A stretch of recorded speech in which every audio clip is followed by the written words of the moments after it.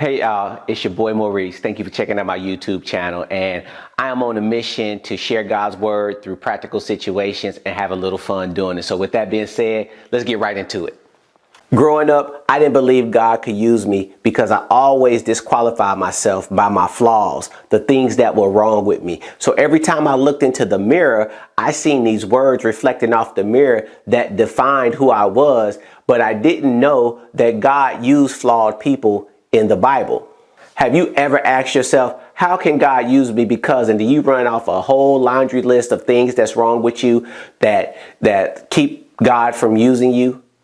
Or have you ever said, God can't use me because this same laundry list? But hey, we're going to take a look at some people in the Bible that God used that was flawed, that end up making a big difference, so that you can understand God can use you even with your flaws, because being flawed does not stop God's call. So let's take a look at what God's requirements are to be used. See, so in Psalms 51:17, he says the sacrifices of God are a broken spirit and a broken and contrite heart. So having a broken spirit means you're at a point of desperation, meaning that your only way out is God. And that's where God says that qualifies you to be used. And a broken and contrite heart, meaning that you want to repent for the things that you've done wrong, that you have remorse for the things that you've done wrong. And that's one of the qualifications that God looks for. He also looks for in Isaiah 1:19, he says that if you're willing and obedient, you shall eat the good of the land. Willing dealing with your attitude, and obedience dealing with your actions. So those are the things that qualify people that God used in the Bible. So from Genesis to Revelation, there was only one that was perfect. Everybody else was flawed. What we start to do is we start to compare ourselves with people who are in church, and we see them, we see the pastors, we see the leadership, we see the elders, we see the deacons, we see this person over here doing this person over here doing that. And then we start to compare ourselves with them, not realizing that they are flawed too. So there's nobody perfect in the church. There was only one perfect, and that was Jesus. So when you walk into the church automatically becomes imperfect, because it's imperfect people, flawed people that are in there. So when we look at from Genesis to Revelation, the flawed people that God used, we should be encouraged that God can use us even in our flaw. So let's take a look at Adam. Adam was a passive aggressive. God gave him specific instructions. Eve said something. He obeyed what Eve said instead of obeying what God said. Let's look at Eve. Eve had no self-control. She did what she felt that she wanted to do, but God used her. Noah was an alcoholic. If it wasn't for Noah during building the boat, then the world would have just washed away. Abram was a liar. He gave his wife Sarah up as his sister, not just once, but twice. But God said he was the father of many nations. Sarah doubted God, said, oh God, I'm 100 years old. How can I have a baby at 100? But guess what?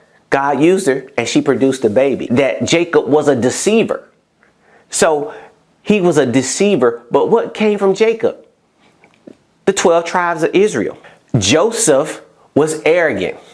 He had his jacket of many colors, and he flaunted it before his brothers. And what did he end up doing? He ended up becoming the second most powerful man in the nation of Egypt. Moses was a murderer, but Moses delivered the people from Egypt. Rahab was a prostitute, but she helped the spies that came in to the land so that they wouldn't be killed by the Amorites. And then she is the great grandmother of David. And speaking of David, David was an adulterer and murderer. But God said that he was a man after his own heart before he committed that. Then we have the disciples. There was a bunch of ragtag group of guys that Jesus chose. Now, he could have chose anybody that he wanted to. And by society standards, these guys were not qualified to be able to walk with Jesus. You have Paul, who was a persecutor of Christians, but he ends up writing 2/3 of the whole New Testament. So if Jesus uses flawed people, what's your excuse? What's your excuse for allowing him not to use you? If Jesus was doing an inventory on your life and he comes and he looks at the things that he placed inside of you and look at what is produced, will he say, "Jah, well done, my good and faithful servant"?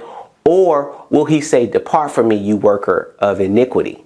See, he put all these things inside of us to do, but because of our flaws, we do not do them. We look at ourselves through our flaws and not through the grace and mercy that comes along with that, so that Jesus can use us so that we can fulfill our potential. Now, it says in John 15:16 that you didn't choose me, but I chose you and appointed you that you should bear fruit, and fruit that remains. See, so he chose you in spite of everything that you got going on. He chose you even though you have issues, even though you're flawed, even though you're not perfect. God still chose you to fulfill something in the earth. You got to get that in your spirit. He chose you to do it, even with all your flaws and all your hangups. Be encouraged that no matter what you got going on, no matter what your flaws are, that Jesus can still use you to impact and make a difference. See, in Philippians 1:6, coming out of the Amplified Bible, it says, "And I'm convinced and sure of this very thing, that he who began a good work in you will continue until the day of Jesus Christ, right up to the time of his return, developing that good work and perfecting and bringing it to full completion in you." In you. So be encouraged.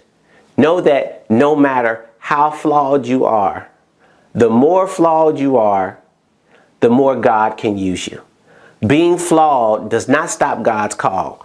Being flawed gives you connection points into other people's lives, that flaw connects to somebody else and you're able to move them closer to God. Please comment, like, subscribe, and share. And I'm out. Peace!